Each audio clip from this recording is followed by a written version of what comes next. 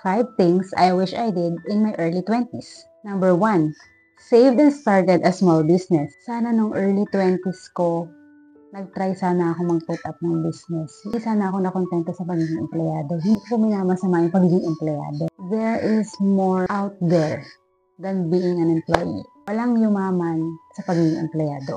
Lahat naman gustong yumaman, lahat naman gustong maging successful. Ibabalik ko lang yung panahon. Nung early 20s ako, nag-explore sana ako, nag-try ako mag-put up ng small business para nalaman ko kung paano yung kalakaran sa pagkakaroon ng isang negosyo. Number 2, I wish I learned a new skill. Inaral ko sana yung mga bagay na hindi ko pa alam, pwedeng makatulong sa self-development, sa talent development, na pwede ko sanang nagagamit ngayon. Kasi marami tayong pwedeng aralin, natin ikahon yung mga sarili natin. Dasa, ito lang yung alam ko, hindi ko alam yan.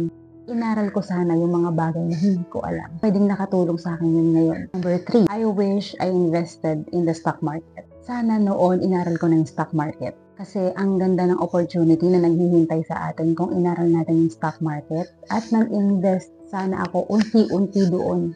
Nung early 20s ko, kumikita ako ng pera habang empleyado ako. Kasi pwede siyang nagbibigay sa akin ngayon ng passive income market. Sana noon ko pa nalaman. Sana noon ko pa to inaral. Para ngayon, nag-harvest na lang ako kung ano yung mga itinanim ko noon. Number 4, get an insurance at my early age. Sana noon ko pa nalaman yung insurance. Alam ko sana siya kung ano yung importance niya, kung ano yung benefits niya sa akin para maaga sana akong nakakuha. Kasi alam niyo yung naging effect sa akin na hindi ko siya pinansin, hindi ako kumuha ng insurance. Mas mahal yung premium na binabayaran ko ngayon. Daming years na nasayang, na sana inalam ko na para sana mas mura yung premium na binabayaran ko ngayon. Ano yung purpose ng insurance? Bakit kailangan kong kumuha? Kasi protection yun. Security ko yun para sa future ko. It's like investing in yourself, rewarding yourself, protecting yourself in the future. Para sana nakakuha ako agad.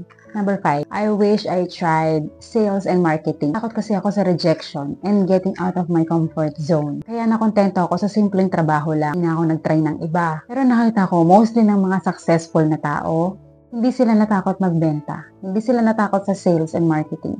Dahil alam nila yung mga sacrifices na ginagawa nila, magbubunga siya. At malaki yung balik niya. Malaki yung return nung sacrifice na ginagawa nila in spite of rejections na matatanggap nila. Ako sa'yo, habang bata ka pa, lumabas ka ng comfort zone mo. Magnegosyo ka, sumubok ka, working ka ngayon, humanap ka ng side hustle mo, humanap ka ng extra income na magbibigay sa'yo na makakatulong sa'yo.